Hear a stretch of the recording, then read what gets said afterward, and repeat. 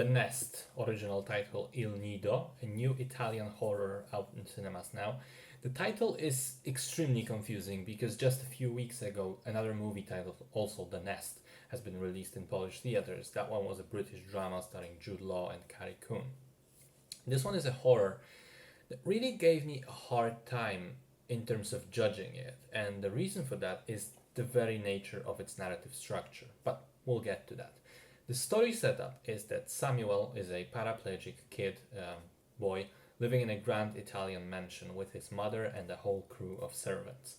He's being completely sheltered and shielded from the outside world. And we know there is something off about this, there's something sinister about this. Not the least because the movie opens with the boy's father attempting unsuccessfully to kidnap him and take him away from the house. We don't know exactly what the time period is, we don't know exactly what the grander context for this situation is, but something is definitely amiss between the fierce loyalty that the servants display towards the mother and the fact that the concept of the world outside seems to not exist for the boy.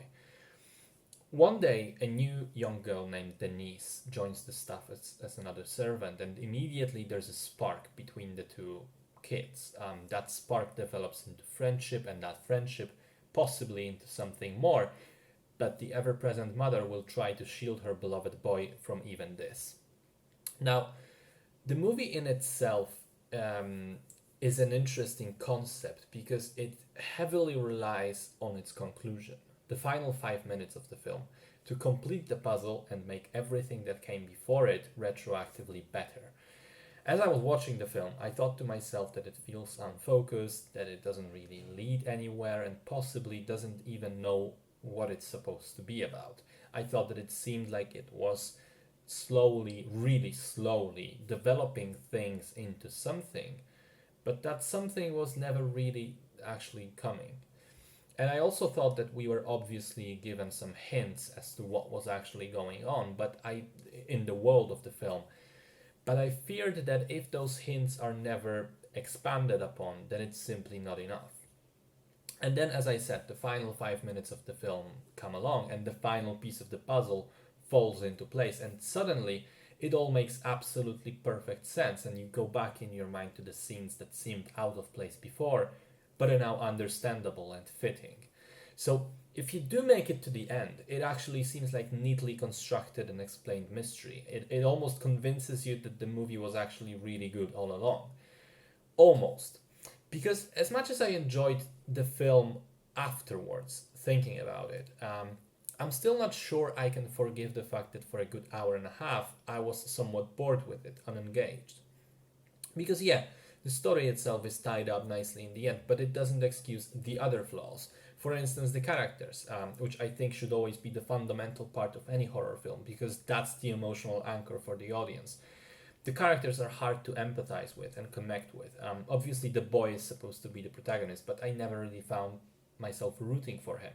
I think Denise is a far more interesting character, but she's not that ever present in the film. She's still very much just a supporting character. And because for such a long time you don't really know what the film is trying to do, you end up trapped in stretched out sequences that you're not sure what they're about with unlikable characters. I also wasn't the biggest fan of how the movie looks like. It has this blurry quality to it, and to be precise, I don't mean the grainy film look that you often see in movies, because that I love. But here it looks like the focus isn't right, like the image is blurry because the camera wasn't set up properly.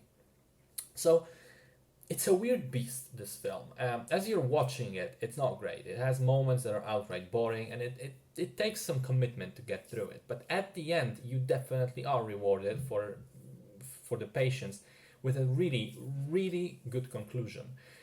The question is that conclusion enough to outweigh the flaws that plague the rest of the film?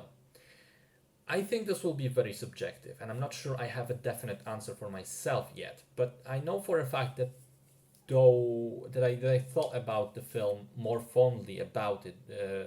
I thought about the film more fondly after it wrapped up than I did during the actual screening.